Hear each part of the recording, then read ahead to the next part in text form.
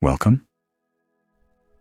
If you're here tonight, you've chosen to give your mind something gentle, something meaningful to drift off to.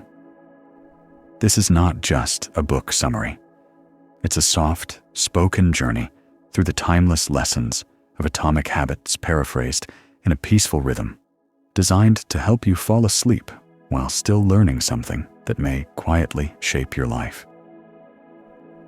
There's no pressure to stay awake. No need to focus too hard.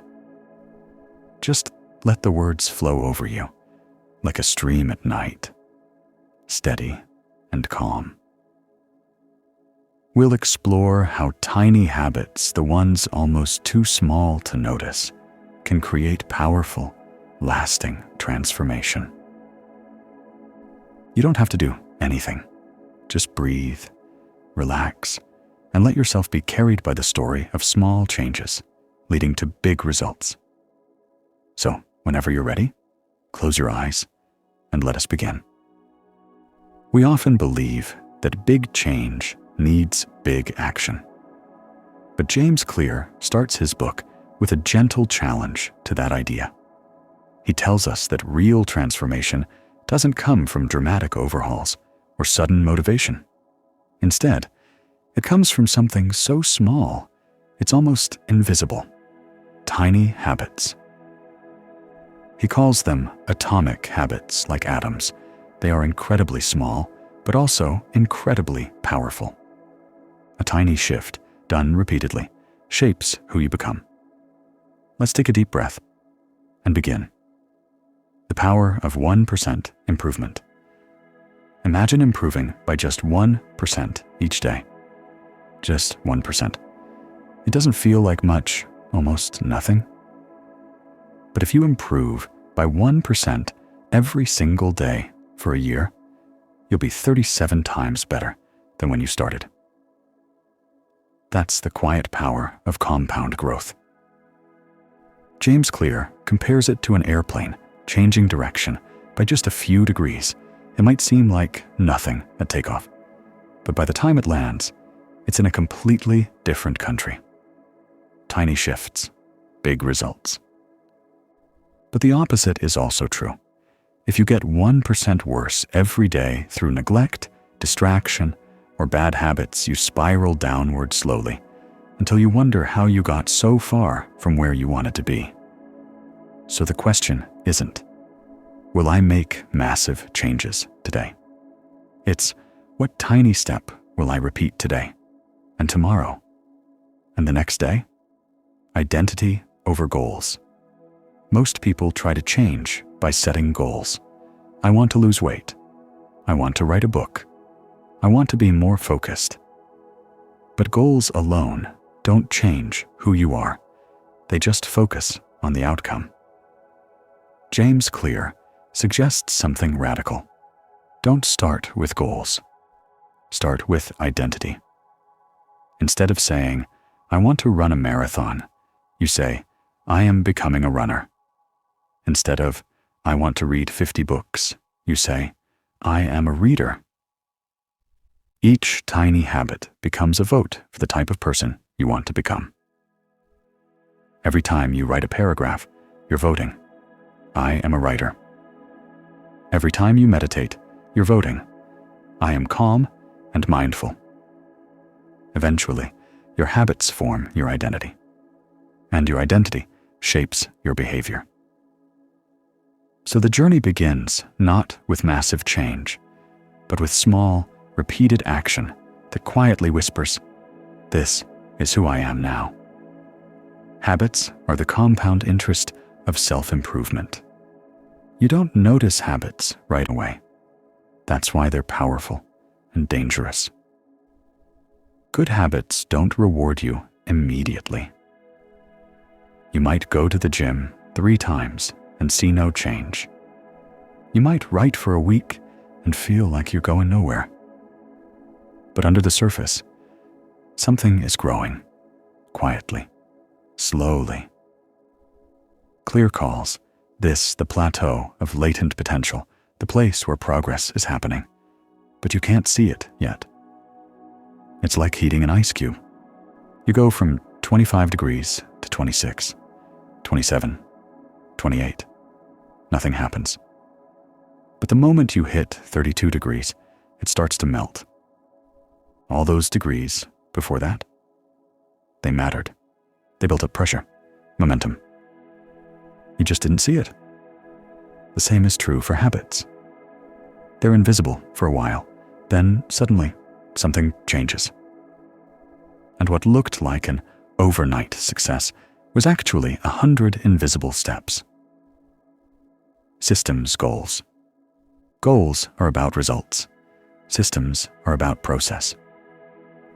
Clear argues that goals can actually be dangerous if they make us obsessed with the finish line. What happens after you reach the goal? You stop. That's why people rebound after diets or stop working out after a race. Instead, focus on building a system, a daily process you can stick with. Goal: run a marathon.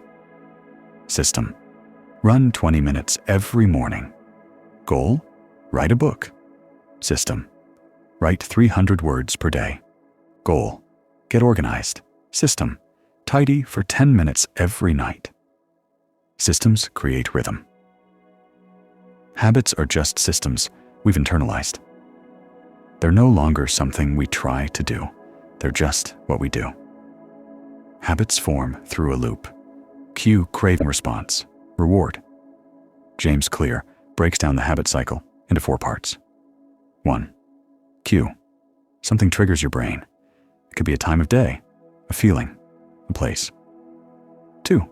Craving, a desire, builds. You want relief, satisfaction, or stimulation. 3. Response. You act the habit itself. 4. Reward. You get a payoff. The brain releases dopamine, and the habit is reinforced. Let's say you feel bored. Cue. You crave stimulation. Craving. You open Instagram. Response. You see something funny. Reward. Your brain says, "Nice, let's do that again." Understanding this loop helps you build good habits and break bad ones. Want to build a good habit? Make the cue obvious. Make the craving attractive. Make the response easy. Make the reward satisfying. Want to break a bad habit?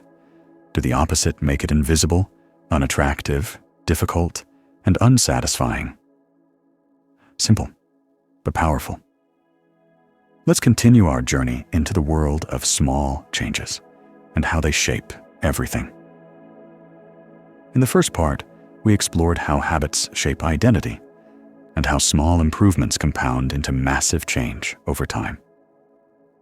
Now, let's dive deeper into the 4 laws of behavior change, which James Clear offers as a practical guide to building better habits and breaking destructive ones. These laws follow the habit loop cue: craving, response, reward, and they give us the tools to reshape our life, one small action at a time. 1. Law 1. Make it obvious. Our habits are shaped by the cues around us, what we see, where we are, who we're with. Most of the time, these cues happen without us noticing. But if we want to take control of our habits, the first step is awareness. James Clear suggests something called a habit scorecard, a simple practice where you write down your daily behaviors and label them: positive, negative, neutral. For example, wake up, check phone, brush teeth, skip breakfast, read a page. By simply observing your patterns, you begin to see your cues, and that's when you can start to change them. Another tool is implementation. Intention, a method that turns vague desires into specific actions. Instead of saying, "I'll meditate more," you say, "I will meditate for 10 minutes at 7 a.m. in my living room." Time, location, action. This tiny shift increases the chances you'll follow through. You're not hoping, you're planning. You're giving your habit a place to live. Environment shapes behavior. We often think we need more willpower. But what we really need is a better environment. You don't rise above your surroundings, you adapt to them. If your phone is on your desk, you'll check it. If your books are on your pillow, you'll probably read. James Clear encourages us to design our space for success. Want to eat healthier? Leave fruit out in the open. Want to work out more? Lay out your shoes and clothes the night before. Want to write more? Open your notebook and leave it on your desk. Your brain takes the path of least resistance. Make the right choice, the easy choice. In the same way, you can reduce cues for bad habits. Turn off notifications. Delete distracting apps. Put junk food out of reach. Don't fight temptation. Remove it. You don't need superhuman discipline, just smarter defaults. 2. Law 2. Make it attractive. Habits form when they're appealing. If something feels good, your brain says, let's do that again. So to build a good habit, you need to make it emotionally rewarding even before you get the result. James Clear introduces a strategy called temptation bundling. It works like this. I will only watch my favorite show while I'm on the treadmill. I will only listen to that podcast while I'm cleaning the kitchen. You bundle something you want with something you should do. It turns discipline into desire. The second technique is social reinforcement. We are tribal creatures. We copy those around us. If your environment is full of people who read, eat healthy, and pursue growth, you're more likely to do the same. That's why community matters. Join groups that embody the habits you want. Make your new identity feel socially rewarded. Belonging is powerful. And when your habits align with the values of the group, they become part of who you are. Cravings are about association, not necessity.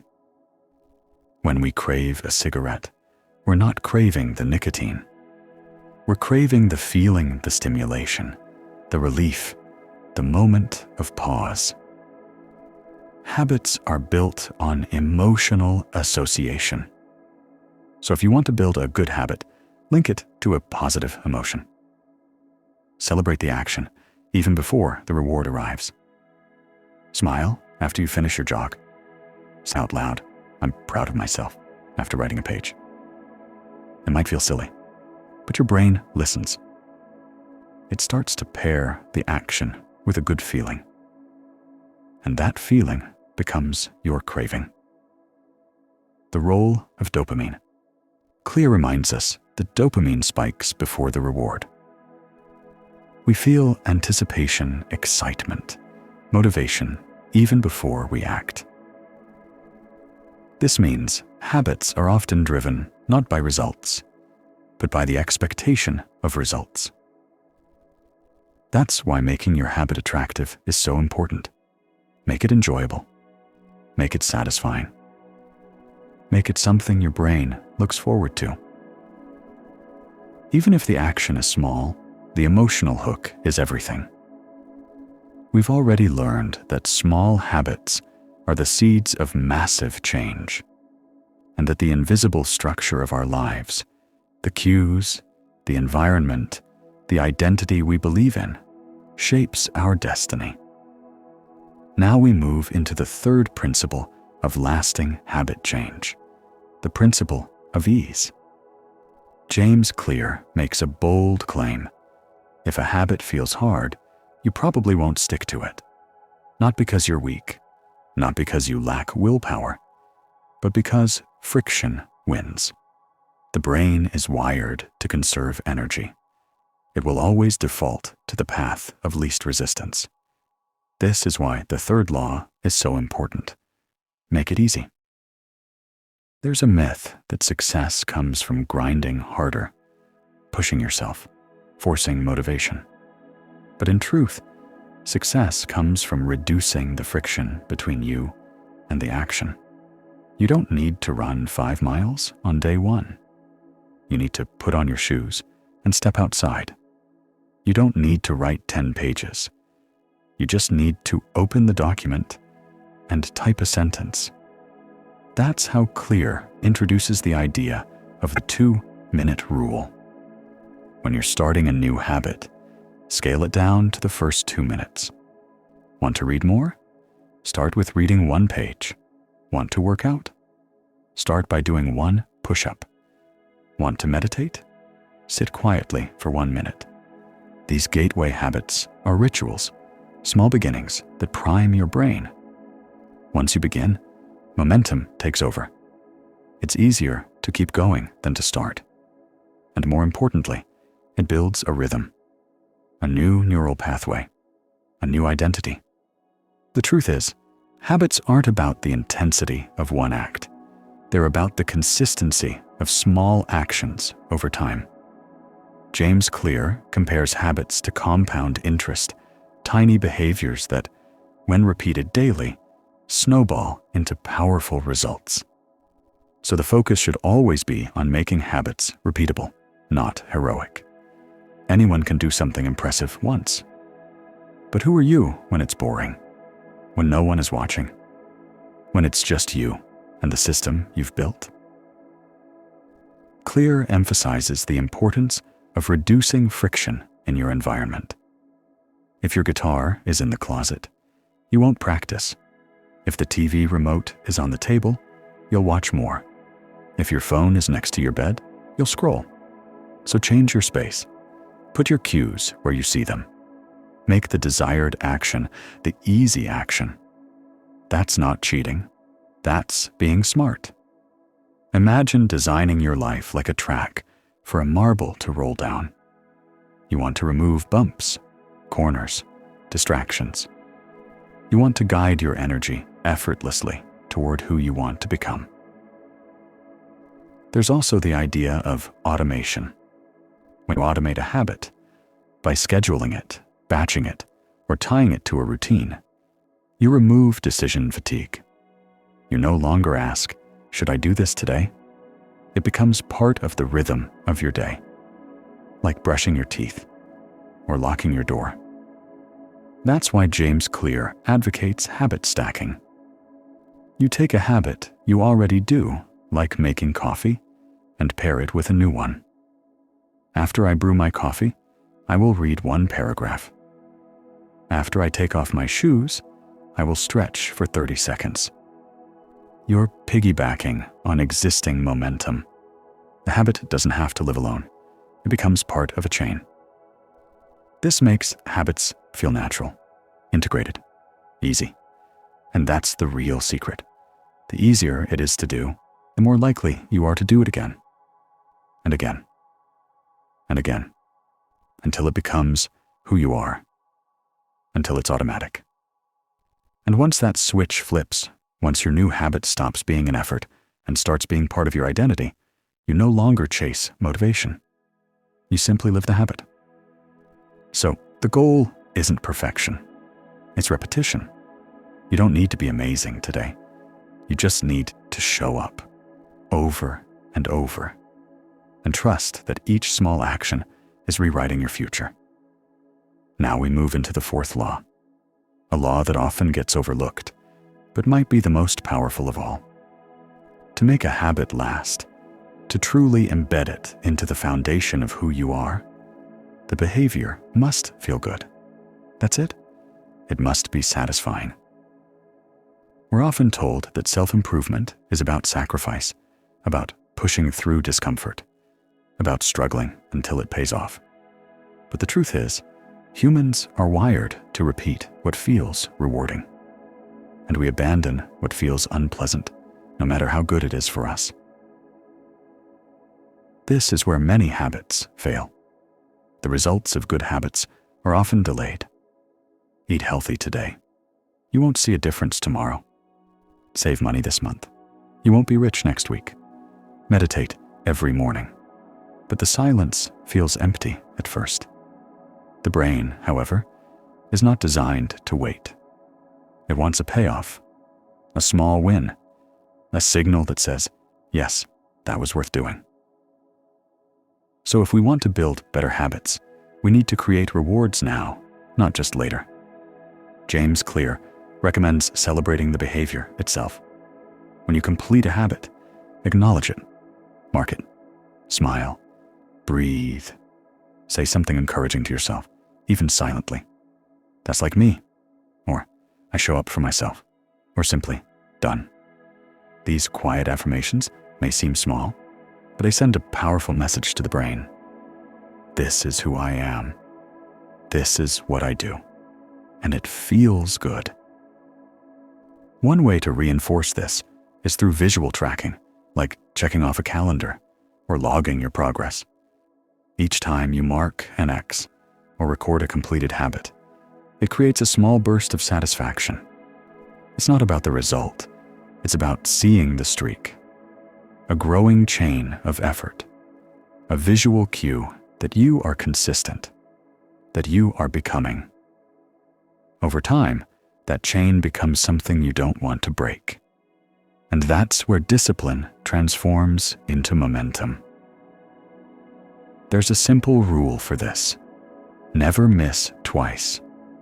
Missing once is part of life. We get sick, we're busy, we're human. But when we miss twice, the habit is at risk, because habits are like fresh footprints in snow. One missed day, and the path fades slightly. 2 missed days, and it starts to vanish. So it's okay to miss one. But get back up immediately. Reinforce the pattern. Reclaim your identity. And what about breaking bad habits? The same law applies in reverse. If we want to break a habit, we must make it unsatisfying. This doesn't mean punishing ourselves. It means introducing friction, delaying gratification, adding accountability. One powerful method is to make your habit visible to others. If you commit to a friend, or better, a group that you'll stop a certain behavior, you create a social contract. And our brains are wired to respond to social feedback. We don't like feeling as though we've let someone down. Shame isn't the goal, but honest accountability can be a strong motivator.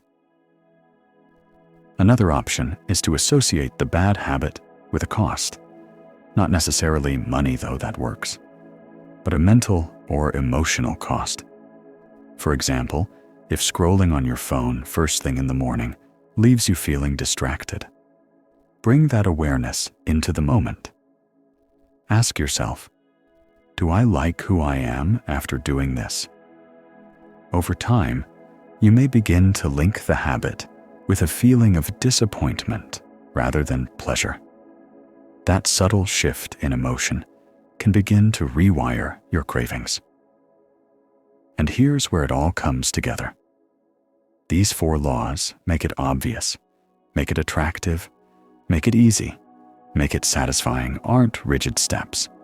They're levers, tools, elements of behavior design. You can use them to build new habits or to reverse engineer old ones. They're flexible, and when used intentionally, they reshape the very fabric of your daily life. But James Clear goes one step further. He says, don't just use these laws to chase goals. Use them to become someone new. Each small behavior is not just a means to an end. It's a vote for your future self, a message to your identity. And identity, in the end, is what lasts. So when you meditate, you're not just reducing stress. You're becoming someone who is grounded. When you exercise, you're not just burning calories. You're becoming someone who moves with energy. When you write, you're not just producing content. You're becoming someone who creates. Your habits are not just what you do. They are who you're becoming. So far, we've seen how habits are formed, how they're reinforced, and how they begin to shape identity. But there's a question that lingers quietly in the background. What happens when the novelty fades? When the motivation dips? When a habit is no longer exciting, just repetitive? James Clear reminds us of a truth that most people never confront. The real enemy of progress is not failure, but boredom. The challenge isn't starting, it's continuing. It's showing up when the results aren't dramatic, when the applause stops, when improvement is invisible. Anyone can be motivated in the beginning, but long-term transformation belongs to those who master the mundane, who are willing to do the same workout, write the same style of paragraph, prepare the same healthy meals, even when it's not thrilling. Because over time, the boring stuff becomes the powerful stuff. The effort that no one sees becomes the advantage no one can replicate. Clear calls this phase the plateau of latent potential, a stretch of time where it looks like nothing's happening. But beneath the surface, something is forming. Systems are strengthening. Identity is solidifying. Momentum is building.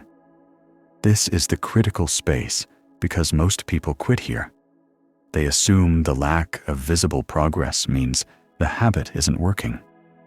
But the truth is, the delay between effort and reward is natural, even necessary.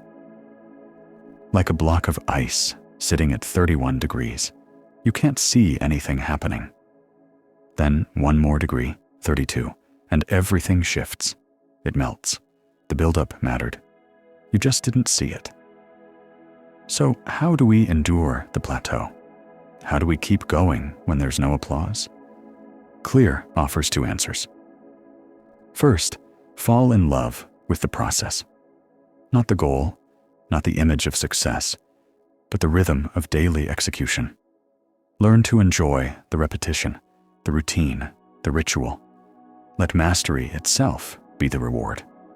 Because those who love the process will always outperform those who love the prize. Second, track your progress, but not your perfection. You don't have to be flawless. You just have to return. A missed day doesn't break the system, quitting does. And quitting only happens when we stop believing our efforts matter. So remind yourself, every small act is a vote. You don't need a unanimous result, just a majority. Just enough consistency to cast your identity in stone. There's also a shift that happens as habits mature. At first, they require conscious effort. You have to plan, remind, push. But over time, they become automatic. They run in the background. And this automation frees up space, mental energy, emotional capacity, time to layer new habits on top. This is the magic of compounding behavior. One habit creates a foundation for another. Wake up early, and now there's time for reading. Eat clean, and now energy improves. Meditate, and now focus increases. It's a domino effect, but it starts with just one piece. And yet, even here, danger can creep in. When we become good at something, we risk becoming complacent. We stop adjusting. We stop improving. We coast. To avoid stagnation, Clear suggests a powerful concept, the idea of reflection and review. Every so often, maybe monthly, maybe quarterly, you pause. You look back. You ask, is this habit still serving me? Is it still aligned with who I'm becoming? Could it be refined, improved, elevated? This isn't about guilt. It's about refinement. Because even the best systems drift. Even the most disciplined routines develop inefficiencies. Reflection allows you to recalibrate, to make sure your habits are not just consistent, but conscious. And this brings us to one of the deepest truths in atomic habits. Success is not a finish line. It's a system, a way of moving through life, a quiet architecture of daily choices. The goal isn't to run a marathon once. It's to become someone who moves, who pushes, who shows up. The goal isn't to publish one piece of work. It's to become someone who creates, not occasionally, but consistently, because that consistency is who you are. And if you ever find yourself slipping, skipping the habit, losing momentum, forgetting the identity you've been shaping, you don't start over. You just return. One small act is enough to remind the brain, this is who I am. This is what I do. Still. By now, we've seen how habits shape identity, how identity reinforces behavior, and how behavior, when consistent, transforms lives.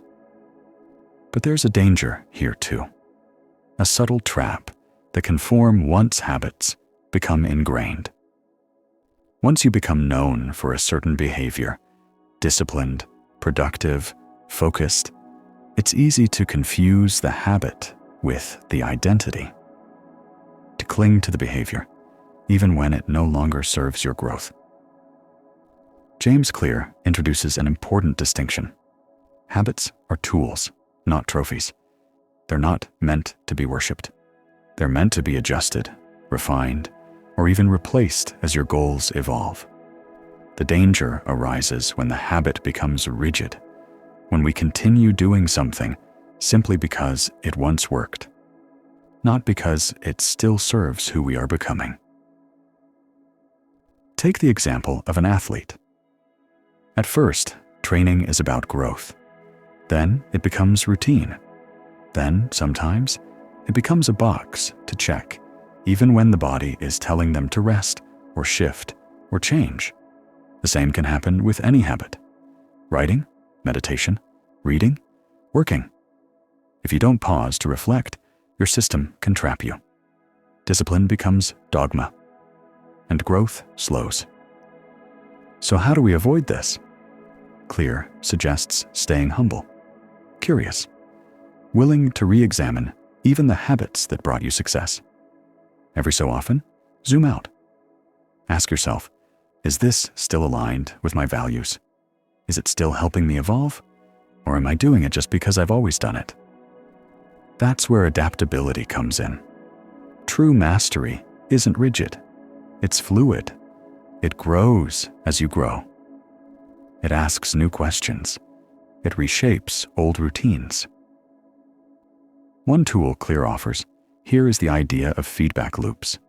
Your habits produce results, but those results should then inform your habits. It's not a one-way system. It's a circle. You try something, notice the outcome, reflect, and then adjust. That's how you stay sharp. That's how you avoid plateauing. This is where deliberate practice enters the picture. Once a habit is built, doing it automatically keeps you consistent.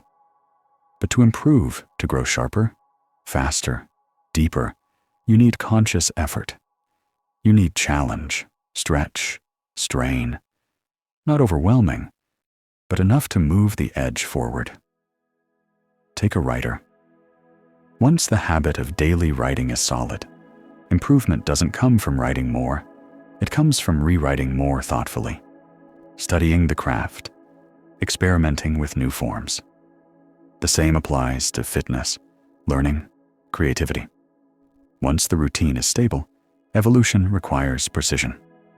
You shift from volume to refinement, from repetition to intention. James Clear calls this process the Goldilocks rule. It's the sweet spot, not too easy, not too hard. Just enough difficulty to stay engaged without tipping into frustration. That balance is where growth lives.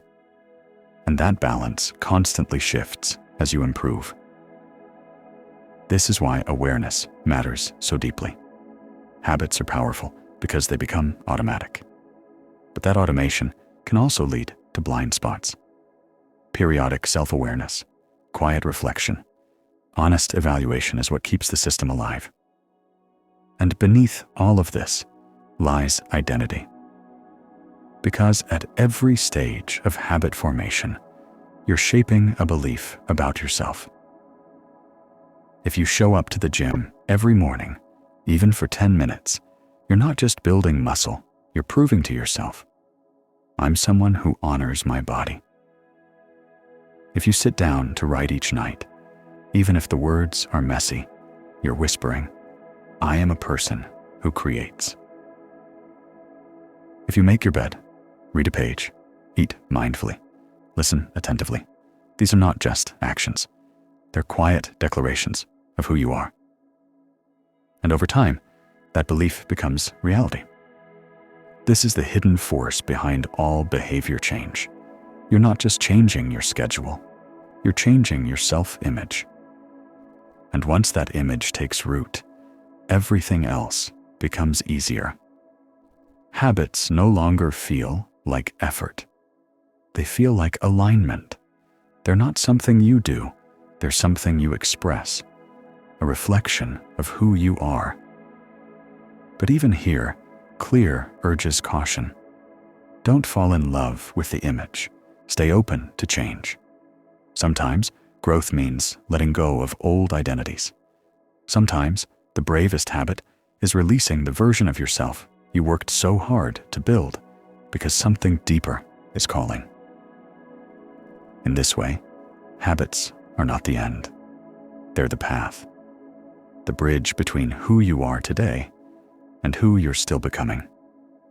When we think about changing our lives, we often imagine needing more willpower, more focus, more discipline.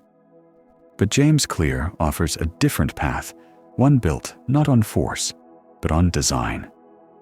A path where success isn't something you chase, it's something you step into because you've built a structure that supports it. Habits are not just personal behaviors. They're environmental behaviors.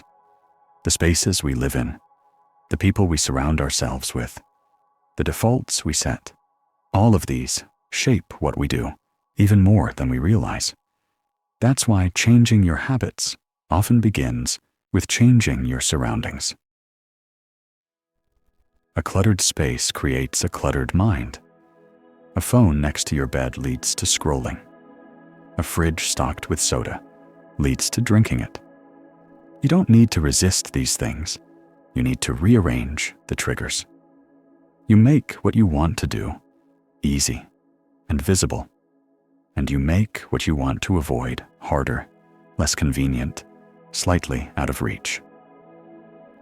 This is the essence of habit architecture, designing your physical and digital spaces in a way that supports your future self. If you want to read more, put the book on your pillow. If you want to stretch, leave the mat on the floor.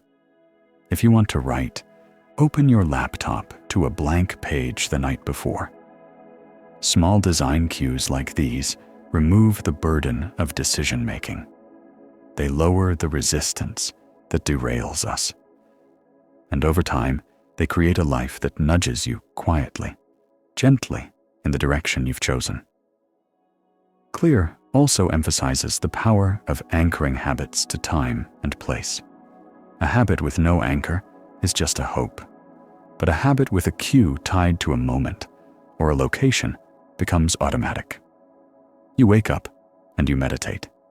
You return from work and you change into your gym clothes. You finish dinner and you open a journal. These small anchors help the brain know what comes next. They create predictability, and predictability builds momentum. But perhaps one of the most important and underrated principles of habit formation is sustainability.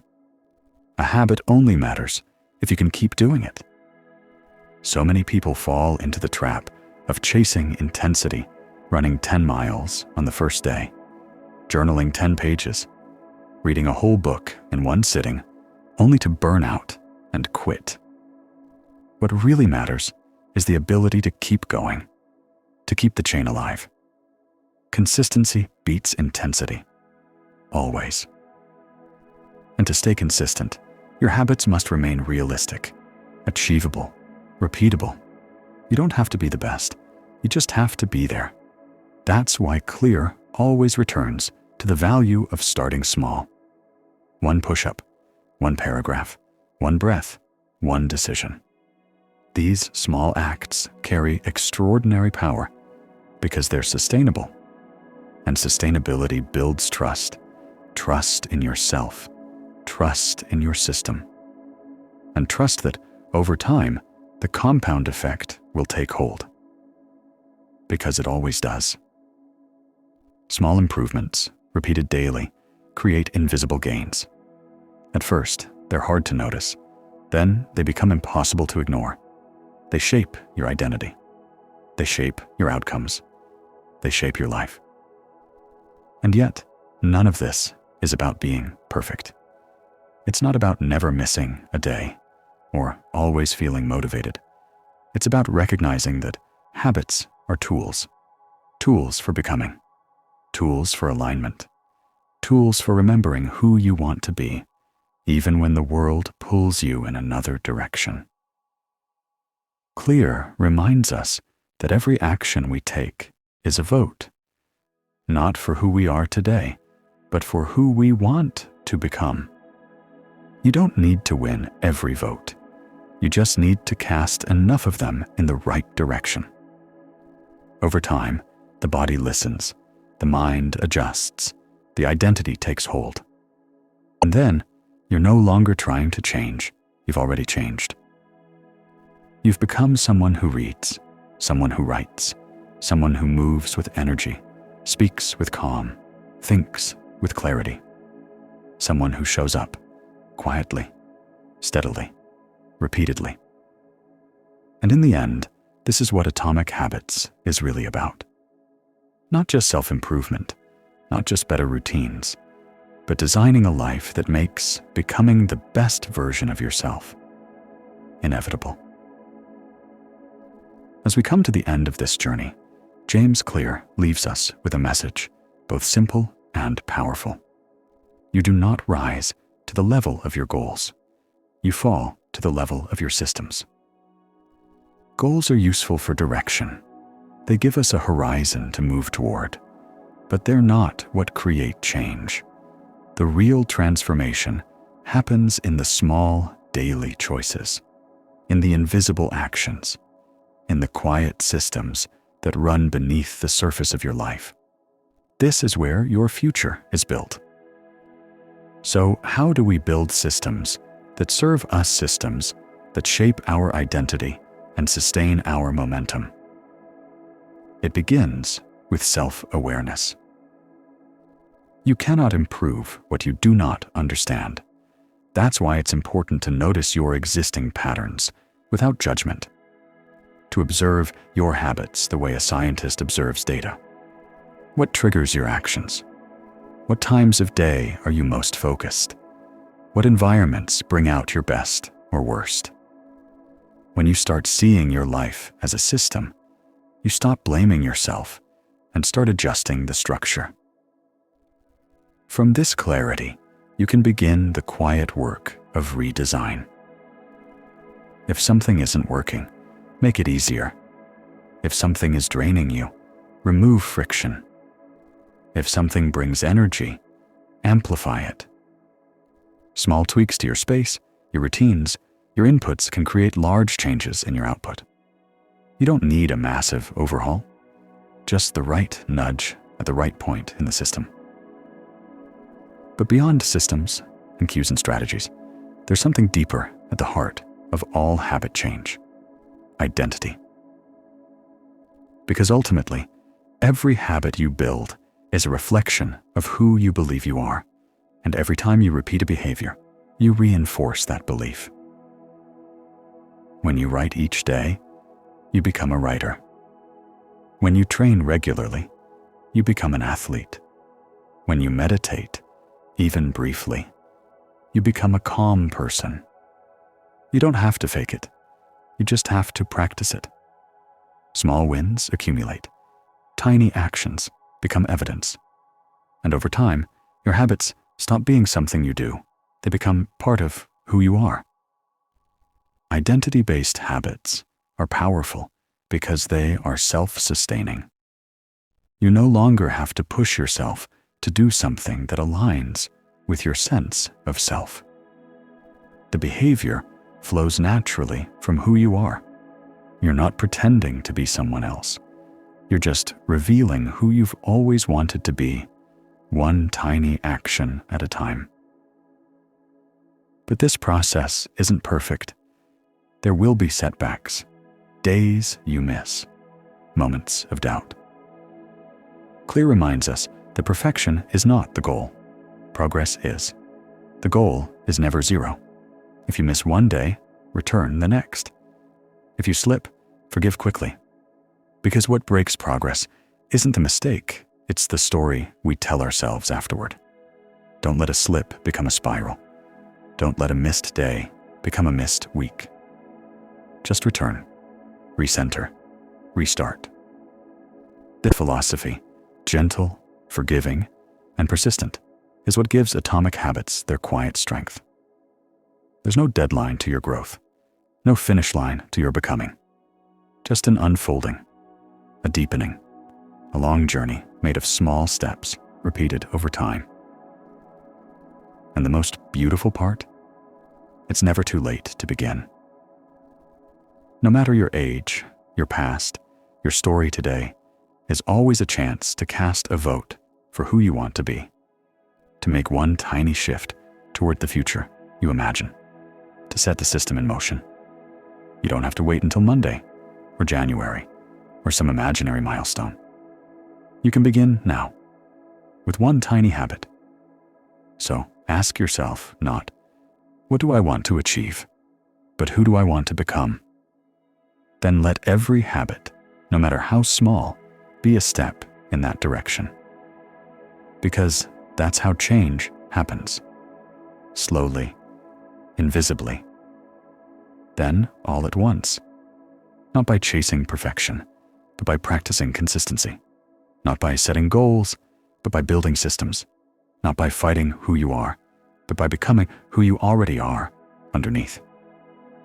This is the power of atomic habits, not just as a book, but as a philosophy. A reminder that greatness is not reserved for the extraordinary, but built by the ordinary, repeated quietly until it becomes undeniable. So close your eyes. Let your breath slow. And know that even in sleep, the system is working gently, steadily toward the person you've chosen to become.